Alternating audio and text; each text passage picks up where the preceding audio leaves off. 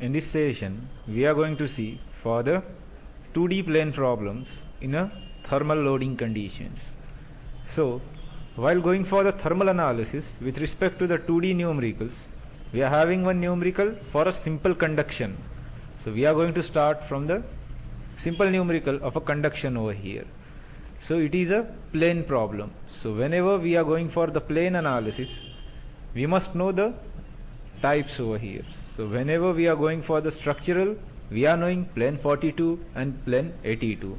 Now if we are going for the thermal cases, so we must go for the thermal setting over here, and after that check our element types as a plane. We are having the two different plane types. If we are going for, one is quad 4 noded 55, rather we can say plane 55 and just say apply. One is added over here. Another one is 8 noded 77. Rather you can directly say 77 number and just say okay. So in the thermal cases we are going to use basically these two planes. One might be a plane 55, another is plane 77.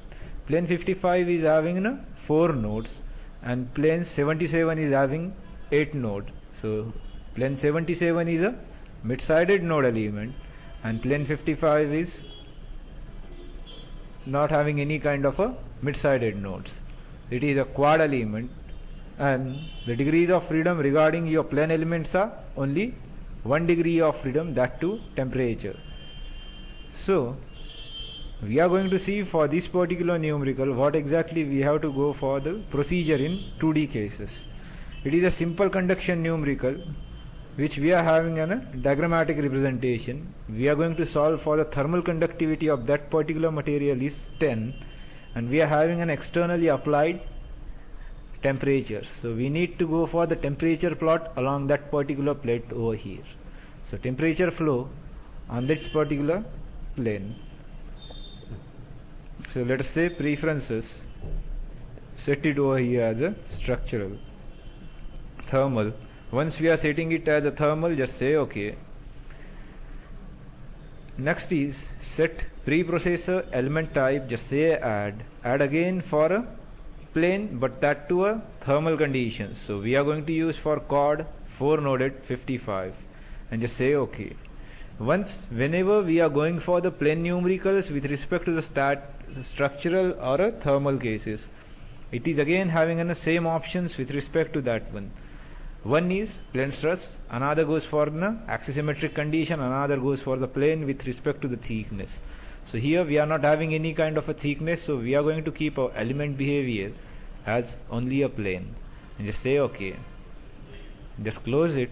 Now once we are not having any kind of a thickness, so we are not supposed to go for the real constant values. Directly say material properties. But whenever we are going for the material properties in the thermal cases, before going for the material models, we must cross check our inputs, because over here the temperatures are given in a degree Celsius, so we should change it to the Celsius over here. Instead of Kelvin or Rankine, we should change it over here as a Celsius and just say okay. Once we are changing our units, now we should go for the material models. Thermal, over here we need to say conductivity with respect to the isotropic material, and we are knowing our K value or a conductivity value of that particular material, thermal conductivity is 10. So we are going to enter for a 10 over here and just say okay. Our material properties are over once we are entering for the K values. Next is the modeling of that particularly. Let us say model, create an area. So now we are supposed to create for an area of that particularly. So we are going to create an area which is having an exactly square 1 by 1 plate. So go for rectangle. I am going to create by 2 corner A over here. Width is 1 and height is also 1 over here. And let us say okay. So once we are going for these things, now we can see a 1 by 1 exactly a square plate over here. So once our modeling with respect to the geometry is over, now we must go for the meshing. Let us say meshing, mesh tool. In the mesh tool we need to set our global. So I am setting my global for the number of element divisions. because all the sides are equal, so it's better to go for the number of element divisions. I'm keeping it as a 20 along each edge length and just say OK. Next is just say quad free and a mesh it. Mesh for this particular area and say OK. We are going to get an element so here on this particular plane. Once our meshing is performed, now we need to go for the analysis with respect to the external loading. So whenever we are supposed to go for that particularly, we must have some limitation for this particular plane areas. Whenever we are using our element type as a 55 or a 77, we must model this particularly in a first quadrant if we are going for the axisymmetric boundary conditions. So without forgetting, try to model our geometry in a axisymmetric conditions with respect to the first quadrant. Next is, we must not have the area value 0. It's not supported by that particular element type. And a plane, whenever we are going for the plane element type, we must model that particular geometrical area on the xy plane itself, otherwise it will create a trouble to mesh that particularly. So plane, by default working plane for this particular software is xy, and we are supposed to go for the xy plane as a modeling over here. If we are modeling in a yz plane, so it will create a trouble, it won't mesh by a plane element type. So in that ways we must go for the limitations also. So once our meshing is over, now come out of our preprocessor. Now we should say solution. So in the solution, how we are supposed to go for the external loadings and how we need to go for the solution over here. So this particular case is a static one. So let us say analysis type, new analysis, steady state, and let's say OK. Once we are setting our analysis type, now we must come over here and let's say define the load, apply. We are having a temperature as the input, so let us check over here. We are having on a top edge 500 degrees.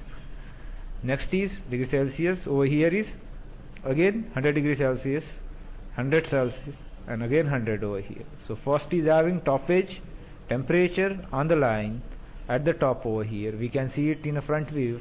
On the top over here we can say temperature value 500 degrees Celsius and say apply. On these three particular edges, select parallelly and say OK, and this is having 100 degrees Celsius and say OK over here. Next is, once we are applying our loading, that too with respect to the geometrical entity on line, so we should operate, transfer all solid loads to the finite element. So we are getting one warning exactly over here. It is overwriting at the corner nodes. According to that one, we should go for that. So it will overwrite at the corner nodes because we are going to get an one node common at each and every corner. So 100 might be replaced by 500 or 500 might be replaced by 100. So that will be the case. So before going for the external application, we must be very careful. Once all the inputs are given respect to the loadings and material properties, now we can solve this particularly.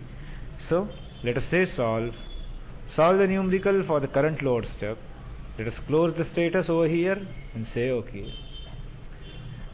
Within a few seconds we are going to get a solution over here. So solution is done, just close it, replot. Now we can come out of your solution and let us say general post processor, plot results, contour plot. We need to go for the nodal solution with respect to the DOF as a temperature flow along that particularly and just say OK. So we can see our temperature flow along this particular plate is over here. The maximum temperature over here as a 500 and minimum is on all the lines as a 100, 100 and 100. So we are going to get a higher temperature to the lower temperature as a flow. So this will be the plotting for that particularly. So in that ways we are going to get our temperature flow. And whenever if we are going for the heat flow along that particularly, so we should go for elemental solution, heat flow, and say OK. We are going to get a heat flow over here. So instead of that particularly, we can go for each and every calculation with respect to the nodal and elemental solution. So heat flow is calculated with the help of elemental solutions, and nodal solutions are used to calculate for the degrees of freedom calculation, that too as a temperature. So in that ways we are going to calculate for the outputs regarding the thermal steady state plane numericals.